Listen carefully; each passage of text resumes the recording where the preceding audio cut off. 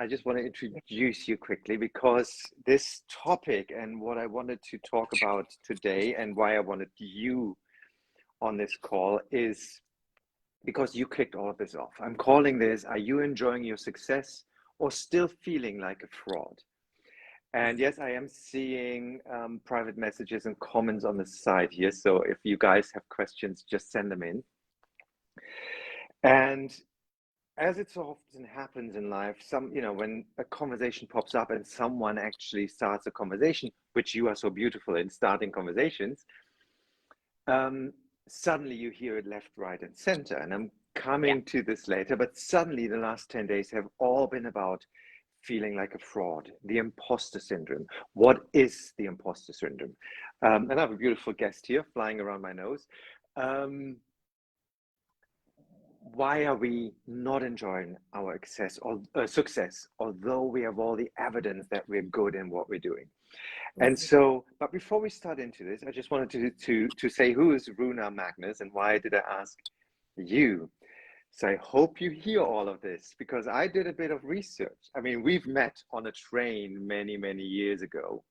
Yeah. And you had me fall in love with you in about 2 minutes because you were like the brand expert back then. And I'm just going to, highlight a few things why I wanted to speak to you about this feeling of success or not accepting success. You're the creator of the out of the box movement, which I remember when you and Nick Haynes, you started exploring this. In your coaching practice, you help leaders, entrepreneurs, and politicians to build their brand with joy, integrity, and purpose.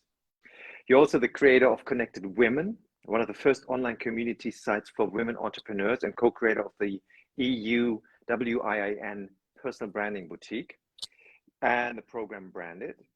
You've written 2 books, Branding Your X Factor and The Story of Boxes, The Good, the Bad, and the Ugly, and you're already writing your 3rd book at the moment. We met in ATL, the Associations for Transformational Leaders in Europe. Then we both became co-founders of the Network for Transformational Leaders. And then you created the Changemakers, which I'm very happy to be part of. And then you currently I've written this down, won the WEF, the Women Economics Forum Award in the Excellence in Entrepreneurship.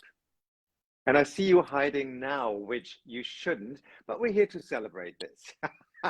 Because reading this is quite extraordinary. And I know how extraordinary you are. And as I said, you know how to start a conversation. And if you don't mind, may I just share why we're doing this conversation? Yeah. Please do. Because it's basically your reaction just now. I mean, you've created so many incredible things in your life and generated so many conversations and helped so many people. You brought me to Iceland, for the first time to hold a workshop there. And when we had our last Changemakers meeting 10 days ago, you were sharing about this award, but you weren't really sharing because I saw you sharing it. We all wanted to congratulate it. You literally were sliding down your seats and you said, I can't have this conversation. Now, I've known this for my high achieving clients, the delivering, but not so much accepting the success or even feeling the success. So what was your experience? So I think that's a beautiful segue into this conversation. The experience, really going to that moment of seeing that nice, beautiful plate with my name on it. And I think there are 2 things in this, actually. First, I knew that I was receiving the award, hence that's why I went to the award ceremony. But I thought I was receiving a different award, number 1. And so I think that was part of the thing, that it came as a surprise to me when I saw excellence in entrepreneurship. And feeling that rush that came to us when I saw that, I thought, oh, they have the wrong Runa. It's not supposed to be me. It's someone else. It's I don't even, there probably is Runa Magnus daughter. Yeah, there is actually. But that's beside the point. It was just really, it's just the feeling of, that's not me. They're not talking to me. There is someone else that should be there. Another thought that came up was, were they just trying to find someone to accept this? That was another thought. It was just constantly, I could just feel my body constantly going, nah, not me, someone else. And I watched, other people receive their awards. This was really almost at the end, at the award ceremony that evening. And, they had done all amazing things, and I really enjoyed listening to them and hearing what they've done. But when it was my turn, it was, I think the best feeling is like, this is a joke. But then if I can be really, just open and honest here, it's just you and I, right? It's rich amongst us, and I don't know how many you people on won't Facebook. share this on Facebook or anything, will you? Of course not. No, you'll just keep it between the two of us, okay? But when I said this is just a joke, a sentence from our beautiful Marcia Martin came up in my head, and she said, "Life is a joke. We're just too close to it to see the punchline." Oh, I love this. And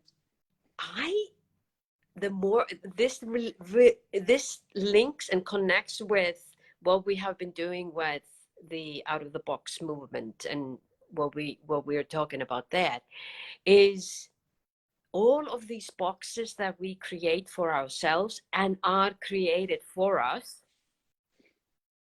They are, in fact, one big joke.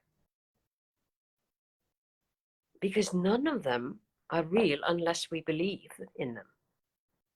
Of course, yeah. Yeah. So isn't that fun? Well, depending on where you stand.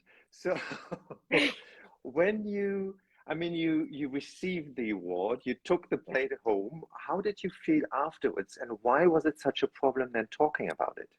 What was going? Because obviously I know you deserved it. This whole thing just kept on going in my head.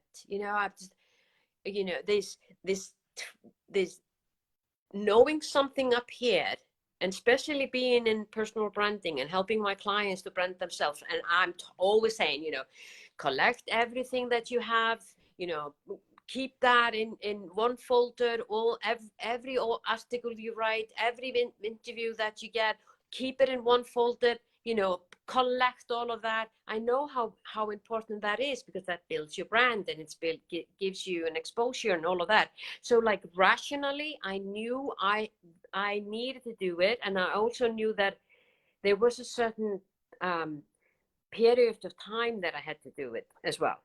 So I felt pushed. And yes. So that it was a difference between knowing, and then, me, Guido, you say that I've been such a doer that I get an idea, and you haven't not even had your cup of coffee, and the idea has the website's ready. Created something. Yeah. So this is so different from what the person that I used to be. Yeah. Because the person that I used to be the one that would just go boom, gone. And thing is, I for anyone that is into the vitality test and our energies, and I have a lot of fire in me.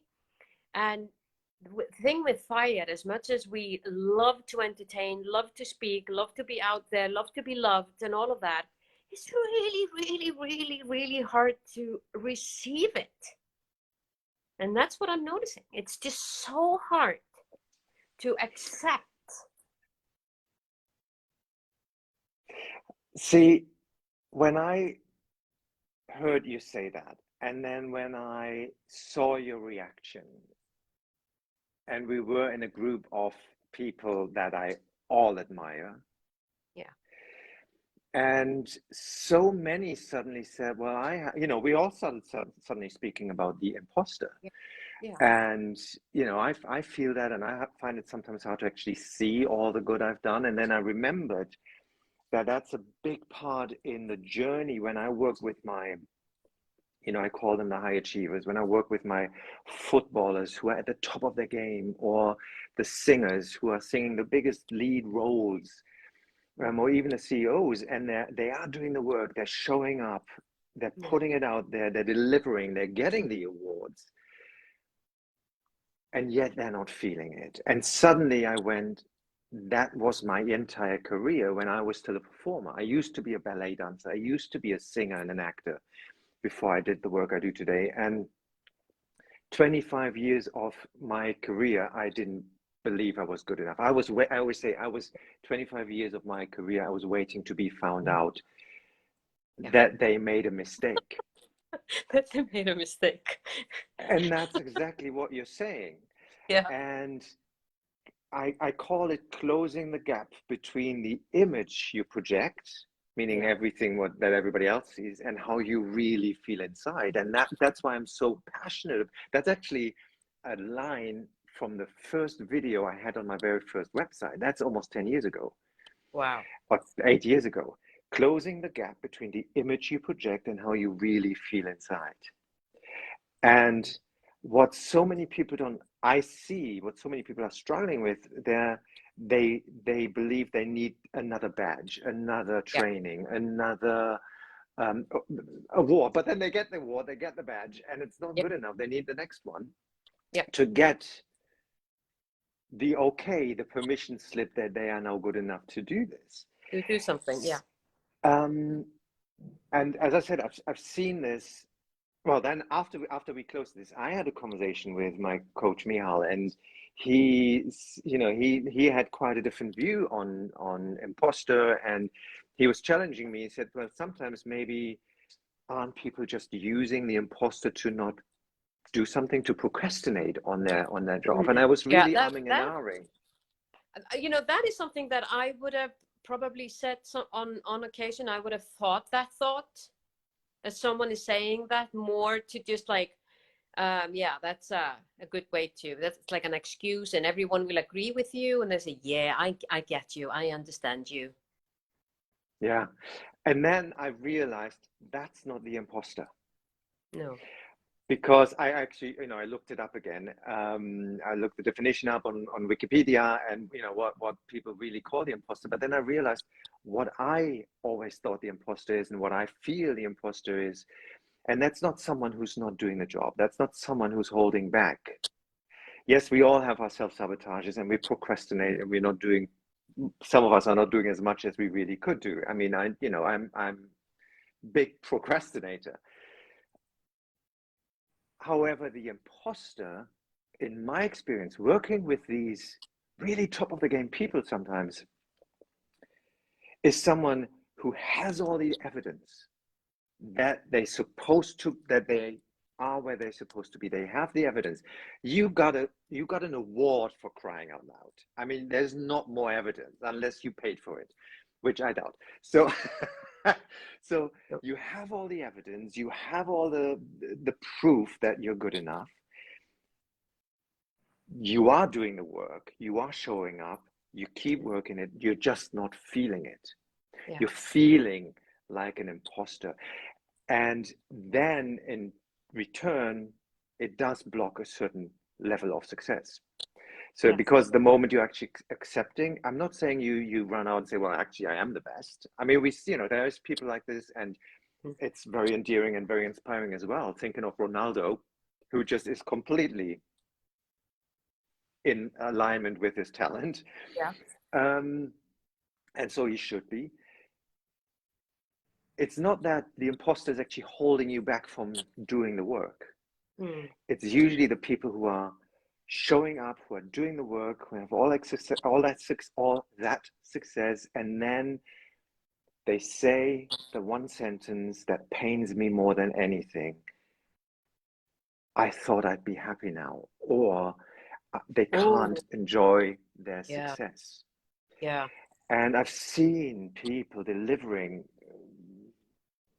#1 hits, landing their biggest roles, playing the field, and they go, I'm actually not that good. And I think, yes, you are, and you're not enjoying it.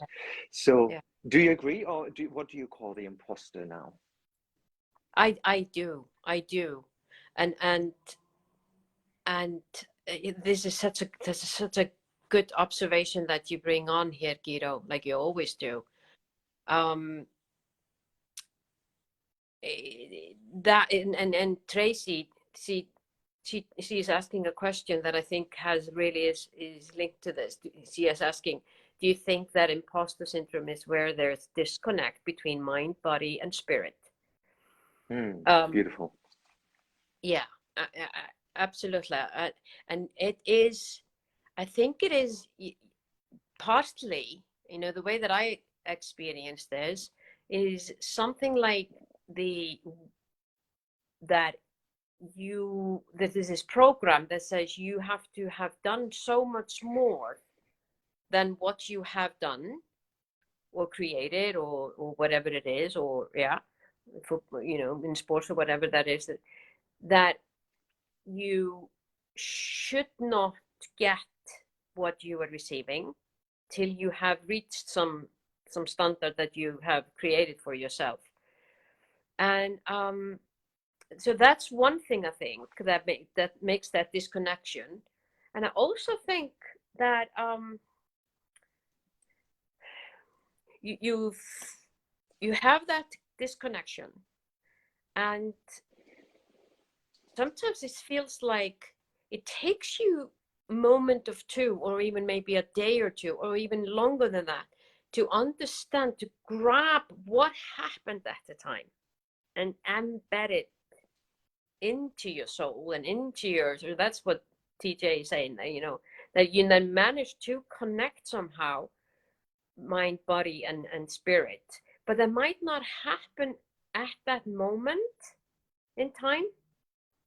But I think this has a lot to do with our self-awareness and our work, in our inner work, that the more that we become self-aware, and the more that we become self-aware of how we feel and that it is disconnected, we can do something about it. Do you know what I mean? Do you agree with me? Yeah, 100%. It's, for me, it's I was umming and ahhing about the body, mind, and spirit connection, because if I think from a soul divine perspective of who I really am, I think we are all magnificent, and I mean that with all my heart. And then we pile some programming and conditioning on top. Yeah. And this whole, don't be so full of yourself. Who do you think you are? Don't take anyone else's light. These are programs, and the mind, the spirit and the body probably know best that they belong somewhere, and then the mind gets in the way and creates that disconnect, the gap between the image you project and how you feel inside.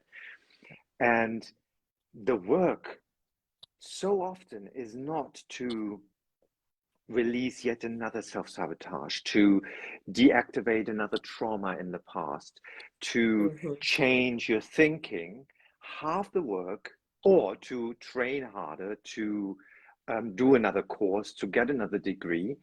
But it is actually to align with that future vision. And then we found this post that I forgot her name, Julia something on Instagram Garcia. said. Her name is Juliana Garcia. Yeah. And maybe you want to repeat that quote, because I found it, I sent it to you, because it was, again, such a synchronicity. And I thought, we are hitting on something really big here. Yeah. And I think it was, whoops, sorry, I need to move my phone here. She said, okay, Juliana Garcia, she said to her, it means I'm on the right track. I'm aligning with my future self. And then she capped on and said, I'm charging 50K instead of 10K now, even if it doesn't make sense to anyone. And I think, I mean, and there's he's obviously into money blocking or something. Yeah, exactly. But making the conscious decision to align with who you are and who you want to be. I think that's just very.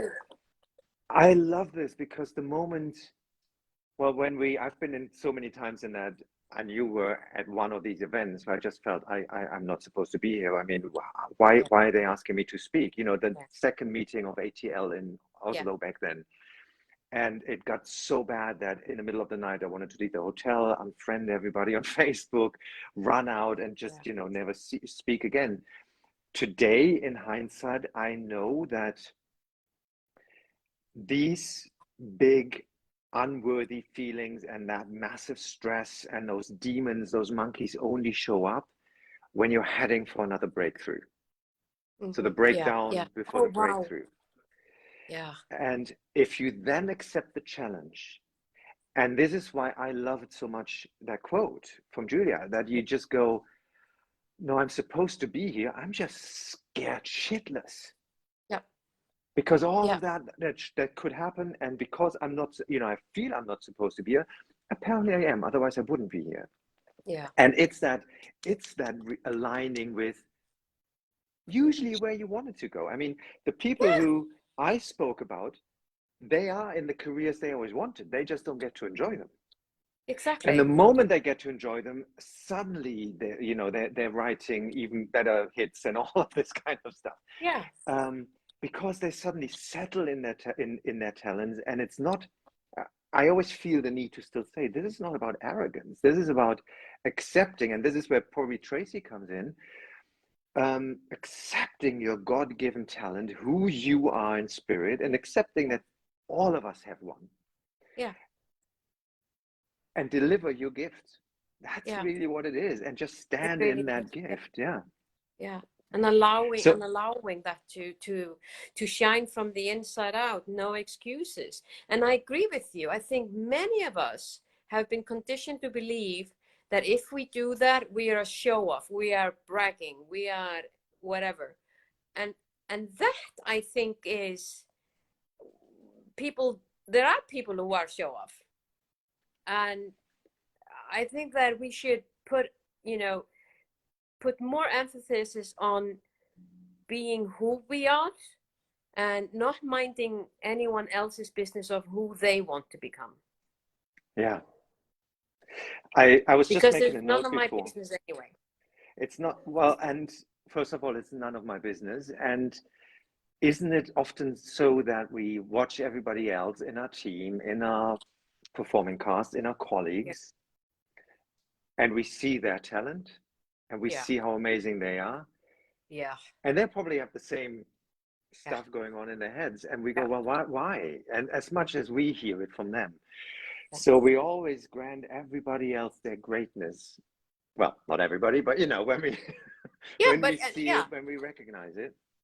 And I love how you talk about our gift, because I have always believed that we are all born with a unique gift. And when I heard Nick talk about it from the ancient Chinese philosophy, which says when we are born, we make promise to the universe and to be something or learn something, experience something or whatever. And that is the gift as well. So I find that really kind of like this kind of proves that ideology about having a gift, and that we are this life's journey that we go through, that we use it on a way that it nurtures us, and that's not selfish. That I'm talking about self-love in the sense of taking the time off to uncover some of these conditions that have been put on us. because so many of the conditions that we have, whether you're man or woman, you're this race or that race, or they have this faith or whatever, there's tons of them. And how we call it, boxes, right? That we give ourselves time to explore them and to expand them, hopefully. And I mean, I love it myself when I see other people escape them, and I know it's possible. It's a journey. It's possible, and it's a process. And yeah. It sometimes really just comes through the back door again. I was laughing. I finished my big forgiveness online course yesterday, and some of those people who are in that course are also in my flow club. And flow club is, a monthly where you get an impulse and then you work through that during the month. And I was very lucky to receive a lot of praise yesterday after, I said, how are you going? And it just became a lot at some point. There's no, I mean, that's no surprise to me. I've been on this course and it's freaking amazing. But the thing is, after about 12 minutes, I really had to shut it down. And it wasn't about me. It was clearly about the participants. And I said, well, now, enough with all that adulation. And the German word, I did this in German this course in German, I said, enough with the adulation. In German, it's a bit dismissive. Mm-hmm. And then one of the members said, there's just one thing I still want to say. And I said, what is that? She says, in Flow Club this month, we talk about accepting and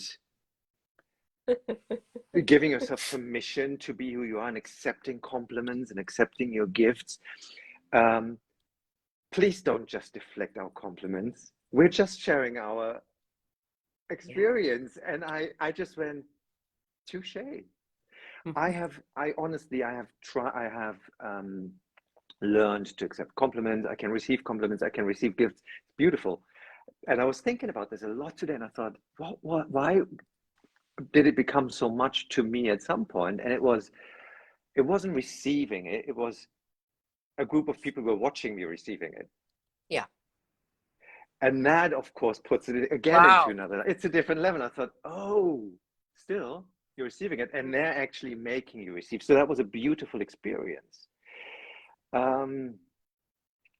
And now Emma says, in 90% of the time, you feel like an imposter in your success or position, and 10% of the time you can see and believe. Absolutely. Mm-hmm. Just show me more. And you can see and believe in your gift.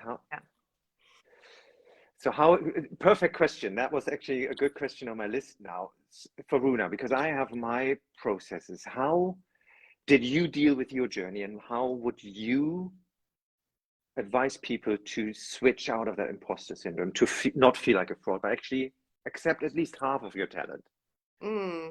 Well, this guidance from Julia was like we say in, if I translate it directly from Icelandic, it was the dot over the I. No one understands that anyway. What it means is it was what tied it all together, because they were, we had a conversation, the change makers, we had Nick gave me really brilliant things. He talked about, he really made me go in back and see what I had been doing and how I could be perceiving that in a different light, which is 100% what I was doing, and not seeing that, you counted all these things, and so did he. And part of me doesn't even hear that. This is been there, done that, bought the t-shirt, so what? But he went through it in the sense of, he talked about, those are the things, and it's about what is your perception of what is an excellent entrepreneur. And so doing that work and really digging into what does that really mean, that helped a lot. And then Dr. David Paul, he came up with really, really good steps on how to a little deeper on what Nick was saying, really aligned with that. And we're kind of like, just make a note. So what is an excellent entrepreneur? What have I done? I made a list. And who are the people that either I know or someone famous or whatever that could be that person. So really dig into that. So you did that in writing so far? Yeah, I wrote all that down. It was heavy work. And then when you came up with that beautiful saying from Julia, that kind of like went, oh, this is interesting, because one of the things that I've been doing a lot of over the past, I don't know, 5, 6, 7 years is doing the deep dive meditations with Dr. Joe Dispenza, who talks about how our mind is constantly just taking what once was and predicting from that into the present time and the future. And we're just predicting from that end, not really creating our future. And when we go further than what our mind has created, when our hearts and the rest of our body, talking about what TJ was saying, mind, body, and spirit, when that goes aligned, our body is unused to that feeling. Yes. And that, because when we are unused to a certain feeling, it's like, it could be a signal, don't go there. It could be a signal, this is dangerous. But in this case, there was nothing dangerous about that, was it? But it's the same signal to the body because he's not used to it. So when I got that in many meditations, you can be in, you go into that meditative state, and in the meditative state, your brain has the ability to feel and envision, and ideas come up, and all of those things, because we are on that state. So when you have created the future you there, you were teaching your body how that feels. So all what Juliana was saying made sense to what I have been doing for so long, but I had not put the 2 and 2 together. Yes. In a waking moment, in that. And yes. So that tied the knot. That was the dot over the I. That's actually a beautiful bridge also to what Emma has been asking and what Wendy has been commenting on, because Emma's saying, so how do I get out of the I can only feel 10%. And Emma, I know Emma, from a performing background as well, so I'm not sure if she's talking about the performance background, but or in a different life now. But we are so used, and this is what Wendy's saying, we are so used to looking for the evidence. And as a society, we are so trained to look for the evidence, what else we need to do better. Translation, what else is shit? Pardon my French. I was trained as a classical ballet dancer, and I often tell people that I was trained 6 days a week, 8 hours at least a day in front of a mirror, being told, you don't jump enough, you don't stretch enough, you don't turn enough, you're not strong enough, you're not manly enough, you're not skinny enough, you're just never enough. And that sinks in. So we spend subconsciously 90% of our time looking for what else is wrong, because we believe that will make it better. But we're never, we are getting better. Of course we're getting better. There's some extraordinary performers out there that, that compliment to, who's reading. There's extraordinary performers out there, and they're still looking for everything else that is wrong.